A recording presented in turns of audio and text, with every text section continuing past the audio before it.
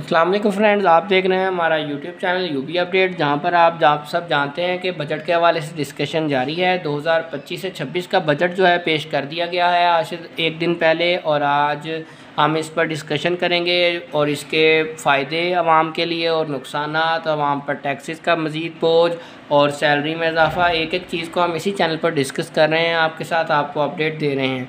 Budget 2025 से 26 में अगर बात करें उजरत बढ़ने की, कम से कम तो हुकूमत का कम से कम उजरत ना बढ़ाने का फ़ैसला, और इस्लामाबाद डेली पाकिस्तान ऑनलाइन के मुताबिक वफाकी हुकूमत ने कम से कम उजरत ना बढ़ाने का फ़ैसला कर लिया। निजी टीवी चैनल दुनिया न्यूज़ के मुताबिक वफाकी वज़ीर ख़ज़ाना मोहम्मद औरंगज़ेब ने पोस्ट बजट यानी कि बजट के बाद जो प्रेस कॉन्फ्रेंस की जाती है उसमें ख़िताब करते हुए कहा है कि हुकूमत ने कम से कम उजरत ना बढ़ाने का फ़ैसला किया है। कम से कम उजरत को मौजूदा सतह पर बरकरार रखा जाए, कम से कम तनख्वाह को महंगाई की शरह से देखना है। उन्होंने कहा है कि जो चीज़ कभी रिवर्स नहीं होती थी इसको रिवर्स में डाल दिया है। कई तजावीज़ ऐसी हैं जिन पर काम हो रहा है।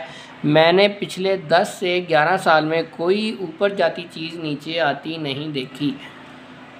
वज़ीर ख़ज़ाना ने कहा है कि टैरिफ पर बड़ी तफसील से बात की थी कि इस्लाहात क्यों करने जा रहे हैं। बार बार ये बात होती है कि स्ट्रक्चरल रिफॉर्म्स क्यों नहीं हो रही। ज़राअत और लाइफ स्टॉक से मुतल्लिक़ पॉलिसी होनी चाहिए। छोटे किसानों की फ़ाइनेंसिंग को बढ़ाना है।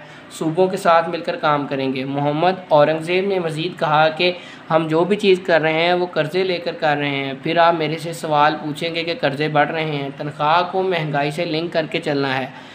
मुल्क में कुछ अखराजात बढ़ाए हैं, इसकी ज़रूरत है। हमारी ज़िम्मेदारी है कि वफाकी अखराजात को कम करें।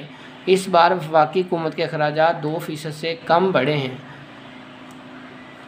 याद रहे कि मुल्क में इस वक्त कम से कम उजरत 37,000 रुपये है जो गुज़श्ता बजट में मुकर्रर की गई थी। लेकिन अफसोस की बात यह है कि दोस्तों ये भी कम से कम उजरत कंसिडर नहीं होती। ये सिर्फ बातों में ही कम से कम उजरत है, लेकिन प्रैक्टिकली तौर पर जो प्राइवेट सेक्टर है ख़ास तौर पे उनको तो आप देख सकते हैं कोई 6,000 रुपये काम कर रहा है, कोई 10,000 रुपये काम कर रहा है, कोई 12,000 रुपये। इसी तरह प्राइवेट अगर स्कूल्स की बात करें, एजुकेशन सिस्टम में गर्मियों की छुट्टियां भी चल रही हैं लेकिन फ़ीसेस लोग ले रहे हैं। कोई चेक एंड बैलेंस नहीं है, कोई मेकनिज़म नहीं है। और अगर ये बढ़ा भी दी जाती तो मैं समझता हूँ कि इसका इतना फ़ायदा नहीं होने वाला था, क्योंकि जिस तरह से महंगाई की शरह बढ़ाई गई है तो टैक्सेस की भरमार की गई है, उस हवाले से अगर ये बढ़ भी जाती तो कितना ज़्यादा से ज़्यादा फ़ायदा हो सकता। आवाम तो पहले ही चक्की में पिस रही है, चलें थोड़ा और सही।